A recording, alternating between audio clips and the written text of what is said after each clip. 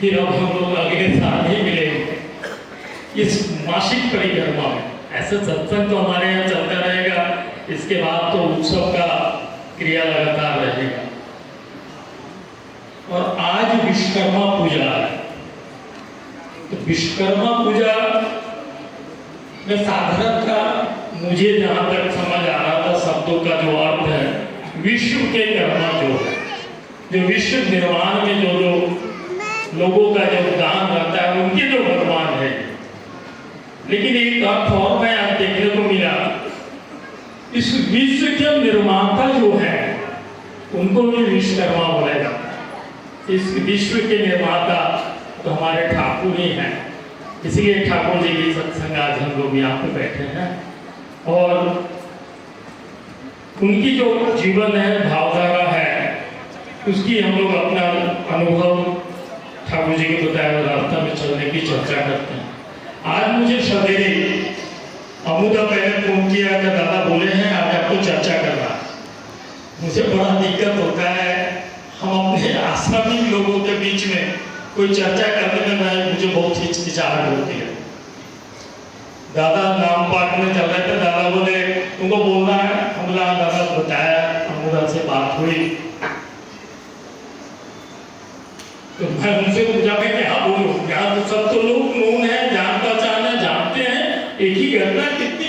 बोले तुम अपना आश्रमी जीवन के बारे में बताओ, तुम जो आश्रम में क्या, तुमको क्या सीखे, तुम क्या आयत्त किए। तो मुझे एक दिशा मिल गया, मैं आपको बताता हूँ। लेकिन मेरे दादाजी की दीक्षा हुई है जून 1946, यानी देवघर में ठाकुर आने के पहले दादाजी की दीक्षा हुई समस्तीपुर में। ठाकुर सितंबर में 46 से आए। मेरे पिताजी की दीक्षा 1 साल बाद हुई, लेकिन दादाजी ठाकुर के पास है 1948 में पहली बार दर्शन किए। उसके बाद से उनका लगातार आता जाता रहा।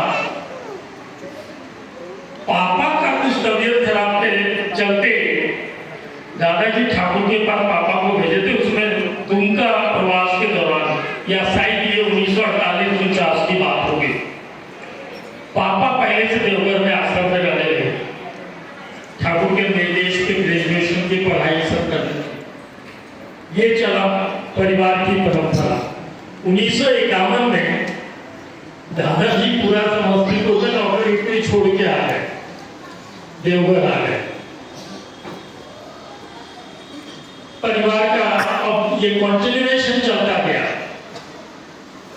ठाकुर एक बार पापा को बोलते हैं, ये साइड ईयर इतना अच्छा से मुझे याद नहीं आ रहा है, ये साइड 67-68 की बात है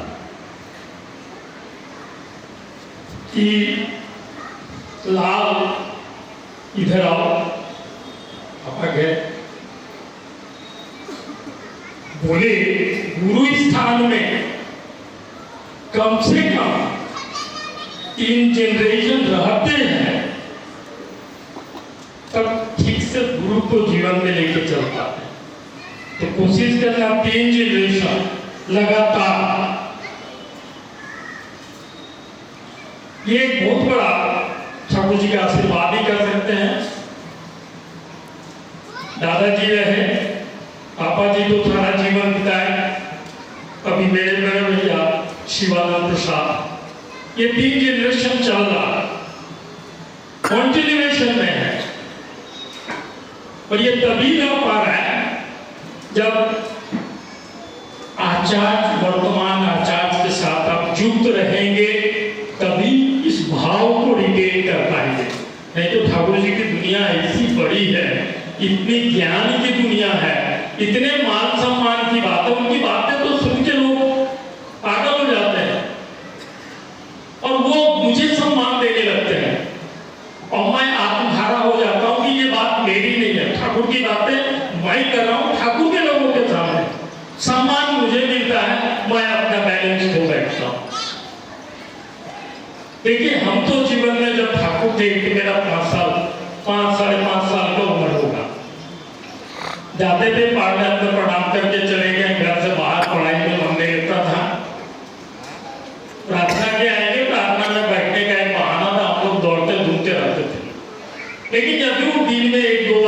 के पास चक्कर खाना एक यूनिक था हम लोग का। खेल कूद के मैदान वहीं था। आश्रम का जितना अमरूद का फल हो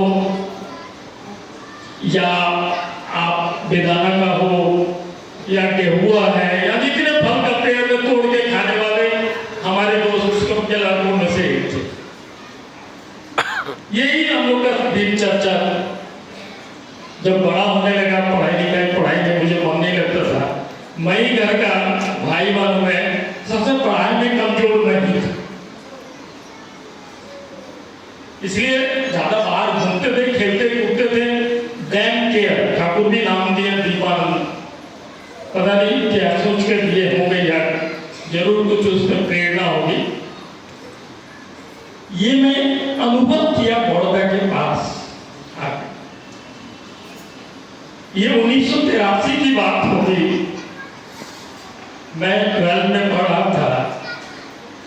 हठात एक दिन अप्रैल का महीना होगा शायद, मुझे ठीक मंथ याद नहीं, बाहर देखते हैं तो जो बॉर्डर के घर में फोटोग्राफर रहते थे, सन्याल, मुझे असीम सन्याल जैसा नाम याद आ रहा है, पुटन के फादर, वो बॉर्डर के लास्ट वाले गेट से मुझे इशारा करके घुमा के अपने घर के गेट के बाहर था, मुझे इशारा करके बुला रहा है। मुझे लगा किसी और को बुला रहा है, मैं पीछे घूम रहा हूँ, वो फिर मुझे करके इशारा करके बुलाया। मैं आया, मुझे लगा थोड़े बॉर्डर का बॉर्डर के पास गया। हम लोग बच्चे ने थोड़ा सा तो ज्यादा कह सकते कि साई नेचर के थे, तो उस समय घर में बहुत कम लोग, असीदा थे, रागामा थी और एक दो आदमी हो गए। हठात पढ़ाई किया जाए तो तुम्हारा परीक्षा है, तो बाहर घूम रहे हो। मैं बोला आखिर ये लोगों ने क्यों? बोला ऐसे ही बाहर गेट के बाहर था, परीक्षा का तैयारी चल रहा।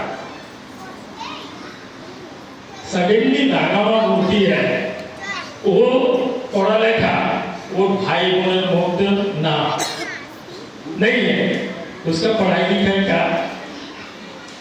देखिए बड़ौदा का एक इंस्पिरेशन मेरे जीवन के लाइफ को टर्न करके चेंज कर दिया, सोचने के ढंग को। वो बोलते हैं भाई शौक की यार एक रकम है और रकम और भाई बोलता एक रकम। वो आज की पढ़ा लेखा ना पढ़े देखी सो पढ़ा लेखा नहीं থাকবে, ভালো পড়া লেখা করুন। मुझे सिर्फ इतना ही बोले, कोशिश करोगे पढ़ाई लिखाई लेके रखो। ये बड़ौदा का एक मैसेज था।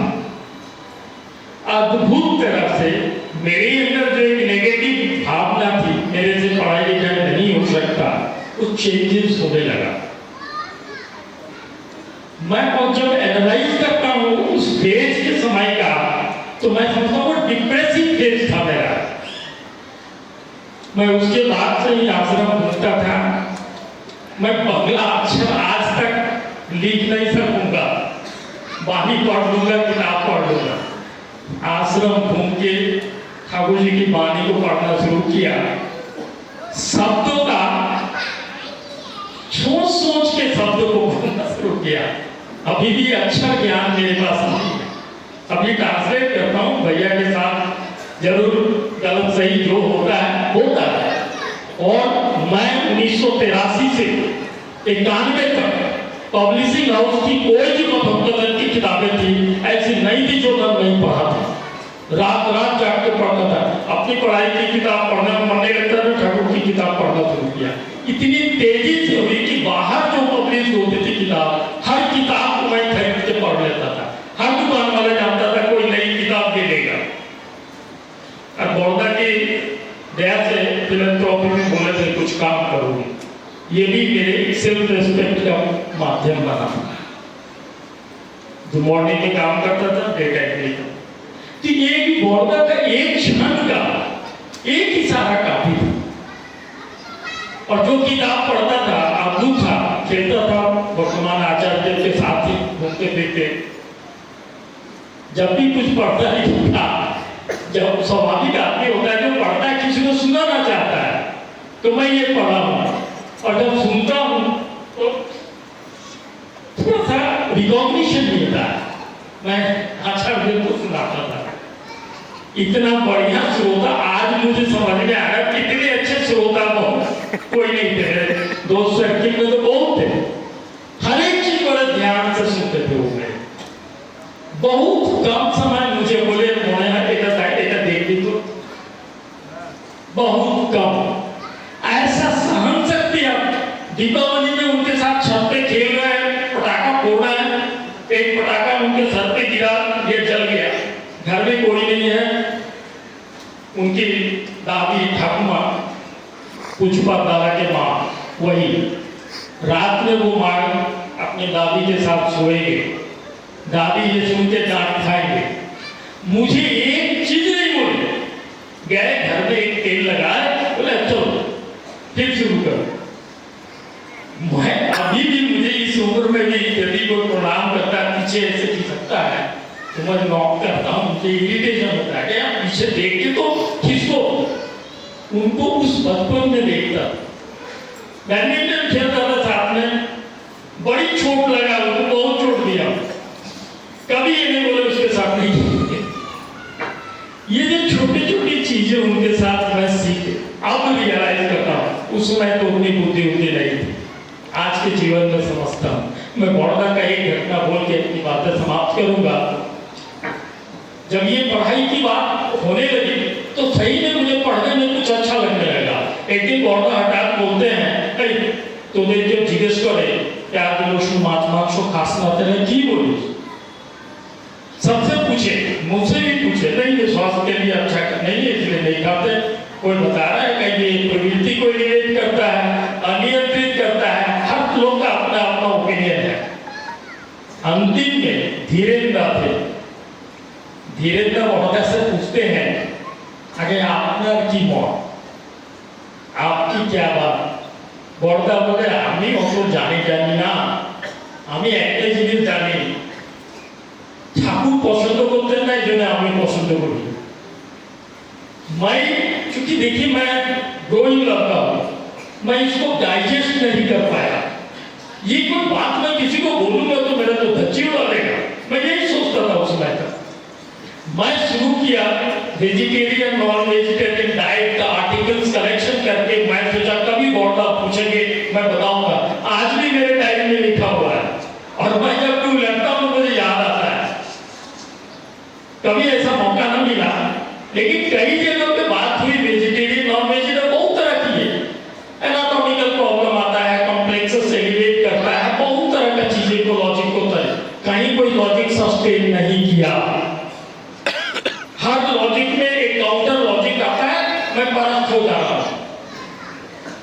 इसी तरह की घटना घटी एक लास्ट मेरे जीवन में, वो फरीदाबाद में मैं अपने काम के असाइनमेंट में जाता था, उस टीम लीडर था, उसमें कई प्रोफेसर हुआ करते थे, मुझे ऑर्गेनाइज करने का एक स्कूल में इवेंट था।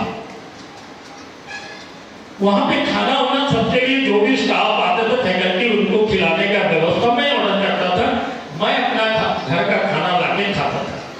एक मुस्लिम प्रोफेसर थे, वो मुझे बार बार बोलते अरे भाई ठीक है अपने खाना खाओगे, एक साथ बैठ के खाओ। मैं बोले रहने दीजिए, आप लोग अच्छे अच्छे खाना खाते हैं, मेरे खाना। अरे क्या आप अपना खाना खाइएगा? ऐसे कई बार टीच करते गए। बोले ये दही में कौन सा प्याज लहसुन मछली मांस है? अरे दही तो शेयर कर सकते हैं। मैंने उसको अवॉइड किया, लेकिन मुझसे सीरियसली उसने क्या बात है, क्यों नहीं खाते हैं? मुझे पुराना एक्सपीरियंस याद था, ये बायोलॉजी का प्रोफेसर जियोलॉजी पढ़ाने वाला, इससे मैं आज टकराऊंगा वेजिटेरियन नॉन वेजिटेरियन तो मैं बाप उसकी मुसीबत में फंस जाऊंगा। मैं बचने के लिए उसको बोला सुनिए मैं गुरु के दीक्षित हूँ, वो उनको इच्छा, उनकी इच्छा है ये खाना हमारे लिए स्वास्थ्यकर नहीं है इसीलिए नहीं खाता हूँ। आप मानेंगे नहीं, इतने दिन तक ज्ञान का तर्क देता रहा, कहीं कोई जीत नहीं पाया। वो मुसलमान मुझे बहुत श्रद्धा करने लगा, बोला बहुत कम मैं ऐसे हिंदू लोगों को देखता हूँ जो अपने गुरु के प्रति इस तरह की भावना को रखते हैं। मैं आपको सलाम करता हूँ, मैं आपका ये भाव को देख के मैं सलाम करता हूँ। मैं जानना चाहता हूँ आपके गुरु कौन है। बड़ौदा का एक साधारण सी बात है, प्रेम। ठाकुर के प्रति प्रेम ही, इतना ज्ञान तत्व करने की कोई जरूरत नहीं है। यही प्रेम ही यदि हमें रहे तो हम किसी में इम्पार्ट कर सकते हैं, लेकिन पात्र भी होना चाहिए। वो पात्र था, वो आदमी बड़े ये थे। जो भी हो, मुझे लगता पात्र ना भी होना, कम से कम हार जीत का ये तर्क वितर्क का तो चक्कर में मैं नहीं फंसूंगा ना। बड़ौदा जो बोले थे वही एब्सोल्यूट वे है। ठाकुर का पसंद है इसलिए मैं मानता हूँ, नहीं पसंद है मैं नहीं मानूंगा। ये बहुत स्वाभाविक चलन है हमारा, और यही चलन हम लोग को ठाकुर की ओर ले जाता है। मैं और ज्यादा समय आप लोगों का नहीं लूंगा। मैं आप लोग सभी का आनंदमय जीवन की कामना करते हुए अपनी बातें समाप्त करता हूँ।